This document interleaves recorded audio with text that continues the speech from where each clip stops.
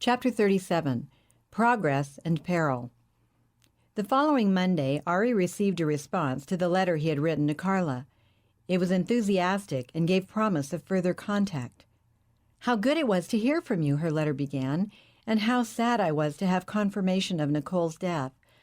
I saw her name on the list of victims in the news, but wasn't sure that was the same person to whom you'd introduced me. I tried to phone you at the Sorbonne, and that's how I learned you'd gone to Israel.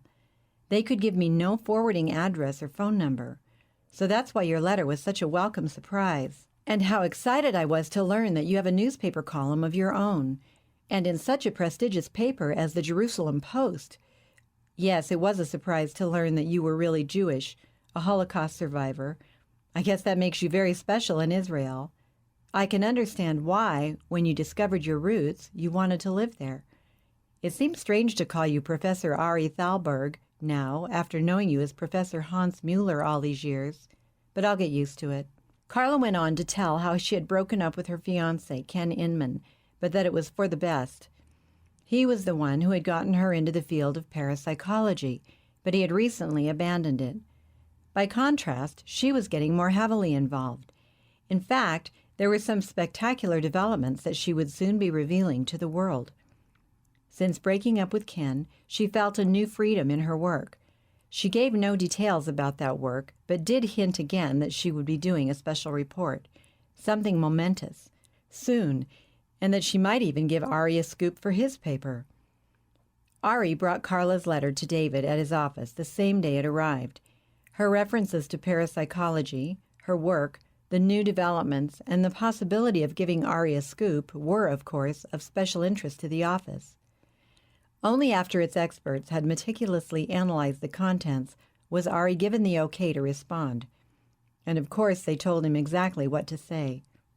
"This is a great start," exulted David, when he returned the letter a few days later to Ari at Jakob's apartment, along with detailed instructions for replying to it.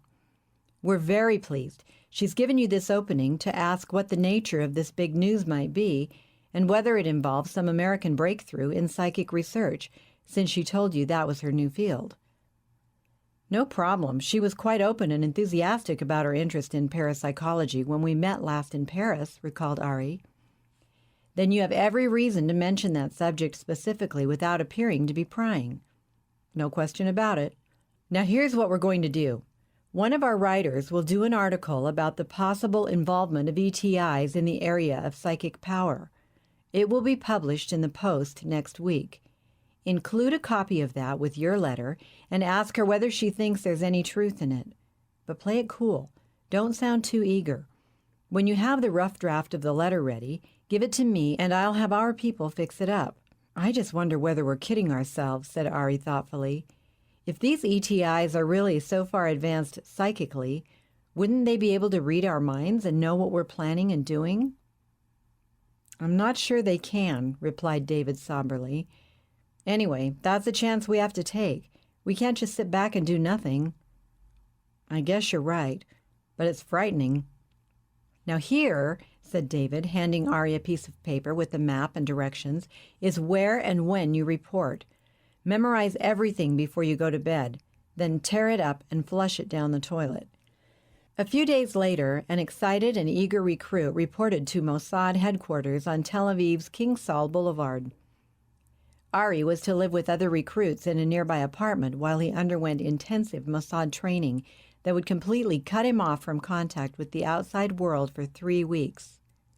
He was assigned to receive special instruction in Mishlasim, gathering and communicating information, at the large 2-storied Midrashah, the Mossad Training Academy. It sat on a hill just outside Tel Aviv, overlooking the road to Haifa. The training was thorough and concentrated. When finished, Ari would be able to pass along, secretly and in the various prescribed manners, to the appropriate people in the organization whatever information he gathered. Though David had said no more about it, Ari was now confident that he was definitely going on that special assignment to the United States. Otherwise, the Mossad would hardly have invested this time and effort in his training. Ideological discussions formed the framework for the day's practical instructions and took up most of each evening. Ari learned that Israel, while grateful for the help it had received from the United States in the past, was fearful that it was being gradually abandoned by its old ally. The recruits were told that there were elements within the United States who considered Israel's very existence to be a threat to Middle East peace and the promised New World Order. Such parties, the Mossad was thoroughly convinced, were, together with the Arabs, plotting Israel's destruction behind the scenes. No mention was made of the influence of ETIs. Apparently that topic, which had concerned Ari ever since David had raised it, was still too clandestine even to be voiced outside of the Mossad's innermost circle. He had been told of it only because of his relationship to Carla and the Mossad's hope to use him in getting information out of her. David claimed she was directly and personally involved in developments at the CIA lab. Ari, however, found it hard to believe that Carla could be involved in any other capacity than as a journalist. Was it possible that she was working with the Nine, the same ETIs that Aylor claimed to represent? If so, what about the life insurance papers Ari had given her? It seemed impossible to unravel the web of intrigue that was being woven about him. According to his Mossad political instructor, there was growing sentiment in the U.S. that Israel's military had become so strong that it posed a real threat to world peace. Her nuclear capabilities caused the gravest concern. No one believed that Israel would surrender her nuclear arsenal, even if the Arabs promised to recognize her right to exist. Nor did anyone in the U.S. or anywhere else imagine that the Arabs would really stand behind such a pledge of recognition and peaceful coexistence if they made it. Yet Israel was criticized for not being willing to make such a suicidal deal.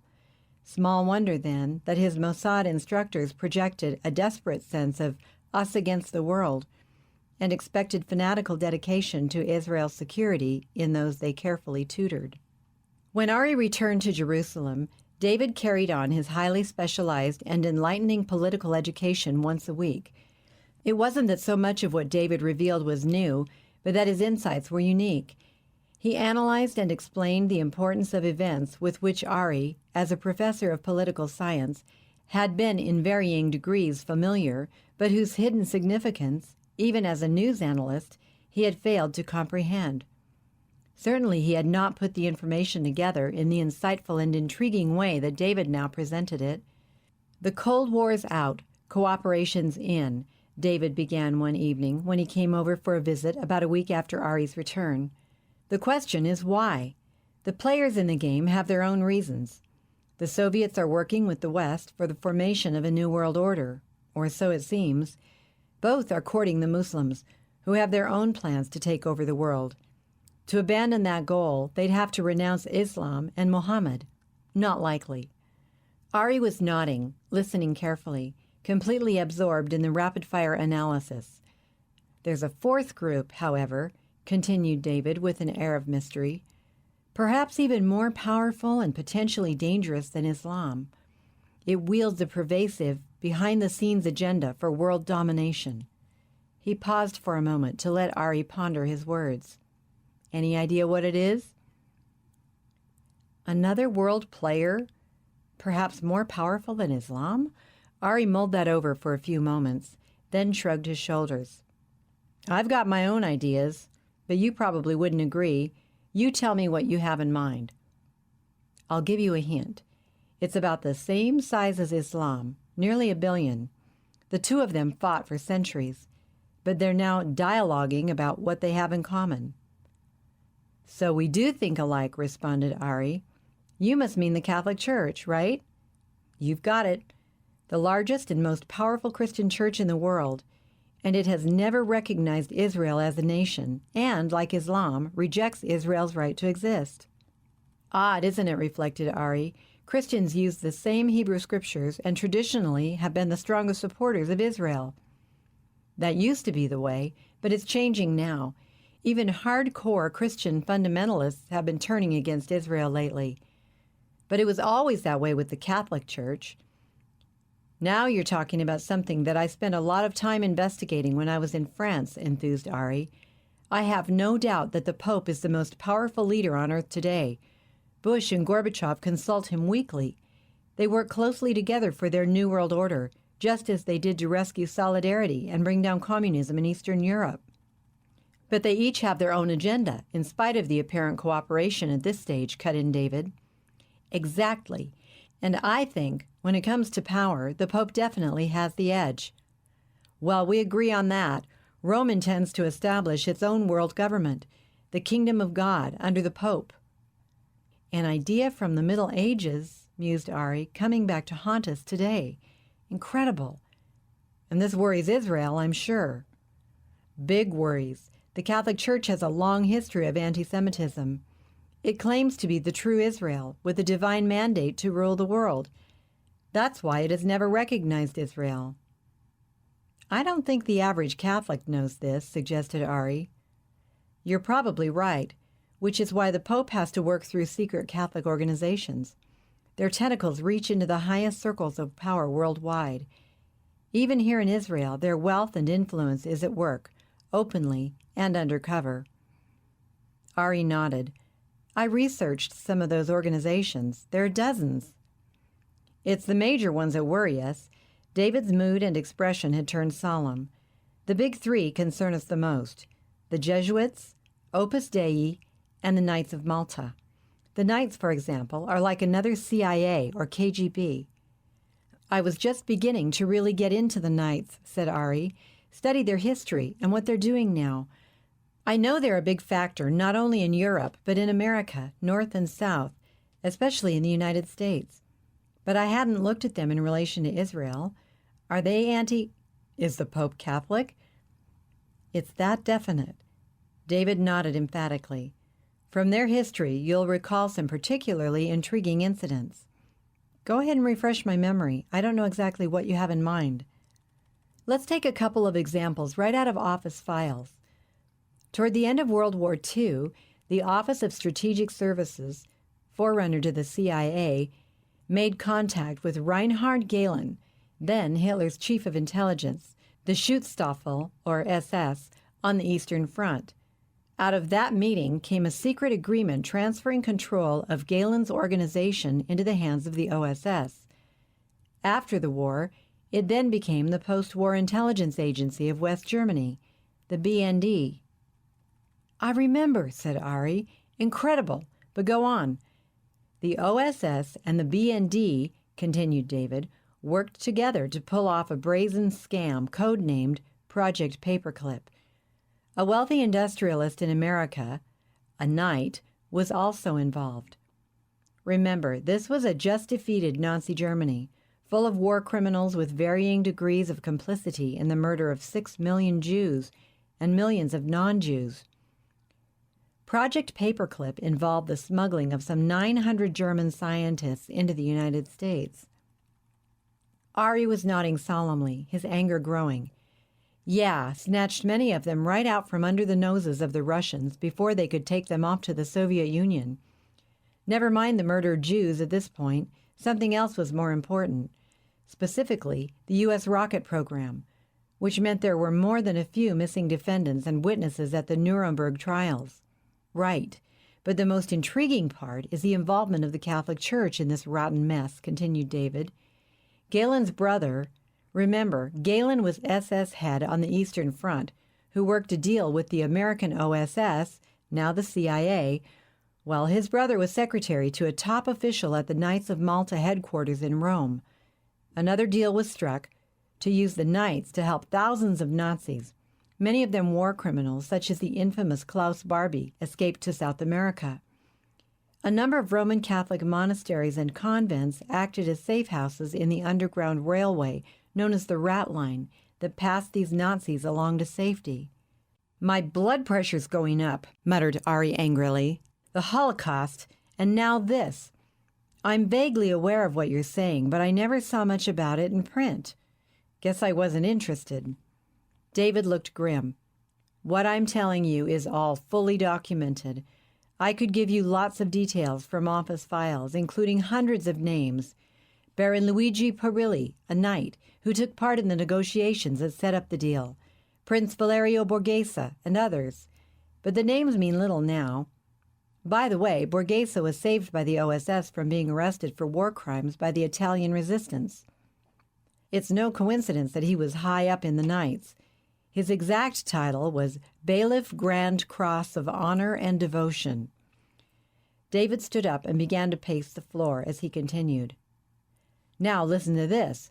Borghese gave Nazi SS leader Galen and certain American leaders the Knights of Malta Grand Cross Award.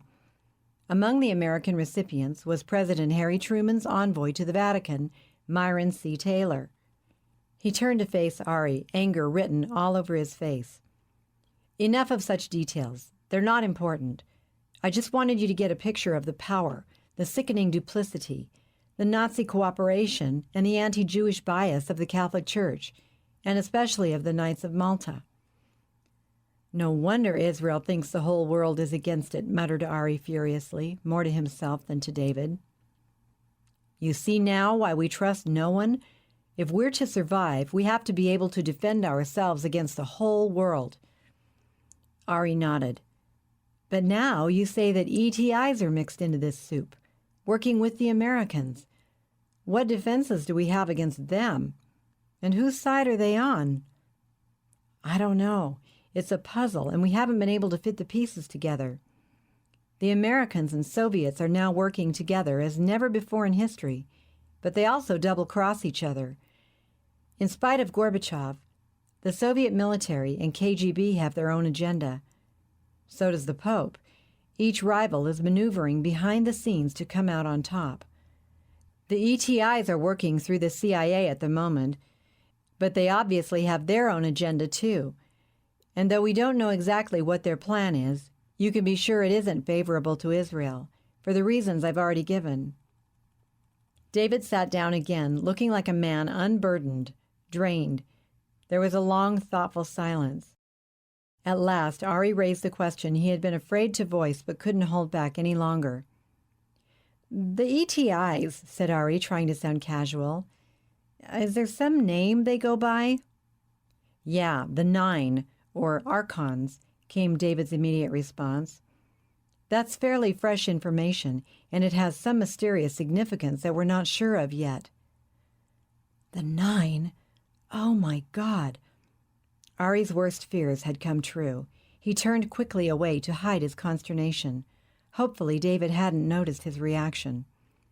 Look, don't mention this to anyone, added David, not even someone inside the office. We have a mole at the secret CIA lab. You have to know that, because you'll need to make contact when you get out there.